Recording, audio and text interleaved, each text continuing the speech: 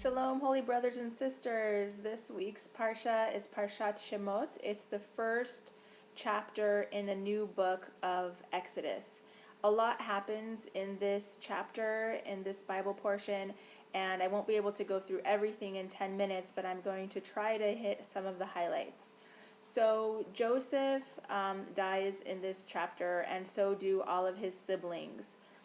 And after that generation dies, the Egyptians subjugate the Israelites, and the Israelites become their slaves. So there's two aspects here. One is that the Egyptians wouldn't dare to make the Israelites into slaves so long as Joseph or even any of his brothers were still alive. And the second aspect is that the Jews themselves, as long as they viewed themselves as inferior, they were able to be dominated. So there's an aspect of victim and perpetrator, but the victim has to see himself as a victim in order to be victimized. So what happened was, when that generation of Joseph and his brothers passed away, the Jews felt unworthy of greatness, of stature, and so that is how they ended up becoming slaves. This comes from the chapter 1, verse 6. Vayamut Yosef v'chol achiv v'chol hador hahu, and Joseph died and all his brothers and that entire generation. So this is a very important lesson for us as parents and as educators. And when dealing with children, it is very important for us to boost their self-esteem, because the more elevated they see themselves, as long as it is a healthy self-esteem and not arrogance, the more elevated they will behave.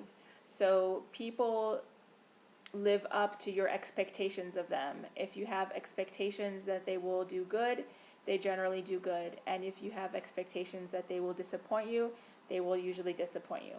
Then another thing that we see in this week's Bible portion is the story about the midwives, about how all of the sons were decreed to be killed because the new Pharaoh saw through his astrologers that a leader would be born to the Israelites, and this leader would set the servants free, the slaves free. And so he wanted to make sure that that leader never rose.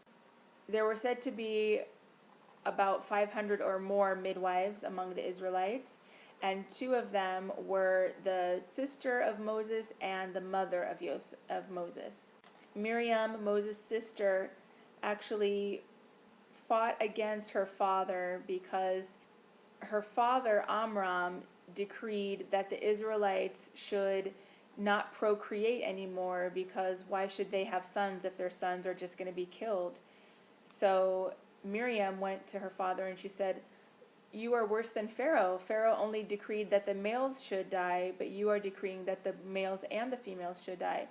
So then Amram decided that she was right, and he was with her mother again, Yocheved, and that's when Moses was born. And Moses was born prematurely, which is why his mother was able to nurse him.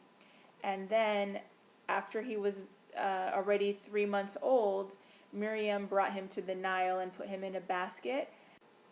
And the Pharaoh's daughter, Batya, saw the basket and she drew it in and she called him Moses and she raised him. And actually, Miriam saw that Batya took Moses, and she said to her that she has a lady who could nurse him. So Moses was nursed by his mother, even though he was adopted into Pharaoh's house.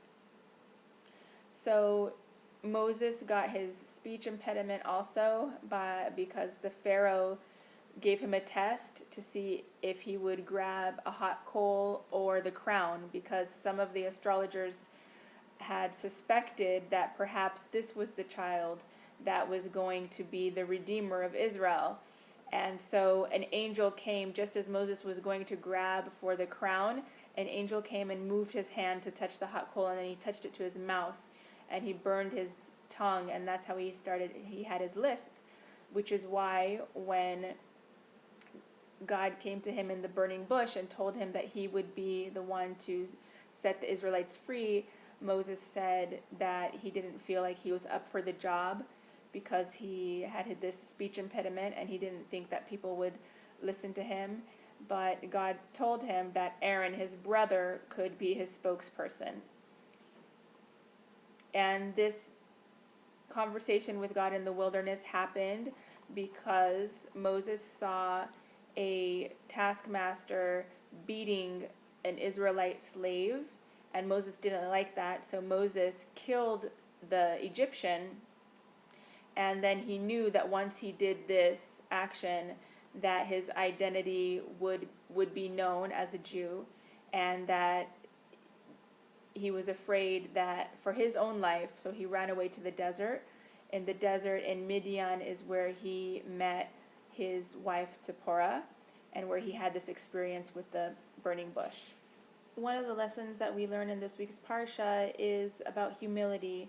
Moses is the prime example of a humble person, and it's not because he doesn't believe in himself. It's not because he doesn't think that he's good enough to do the job. Actually, true humility is being aware of one's greatness and at the same time realizing that it's all a gift from the Almighty. And I'm reading from Zelig Pliskin's book called Growth Through Torah. And the last thing that I want to share comes from chapter 2, verse 5. And it's talking about Pharaoh's daughter going to wash herself in the Nile and her maidens walking alongside of her when she saw the box which contained Moses inside. And she stretched out her arm and took it. So the story goes like this, that the box was actually beyond her reach, but she stretched out her arm anyway.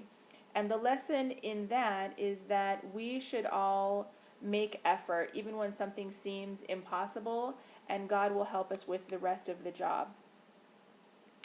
The Kotzker Rebbe said that even if you think your efforts will not possibly succeed, still make a sincere effort to try anyway. You will be surprised to find you will frequently accomplish much more than you imagined. And there's many sayings and many expressions that teach the same message. There's one that says, take one step towards God and God will come running towards you.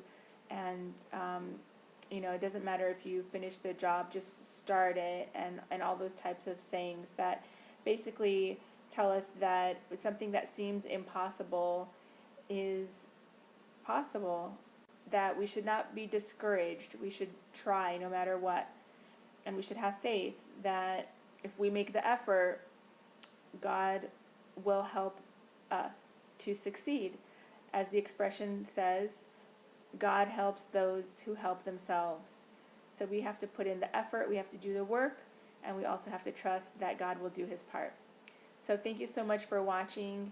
May God Almighty bless you in all that you do. Shabbat Shalom. Bye-bye.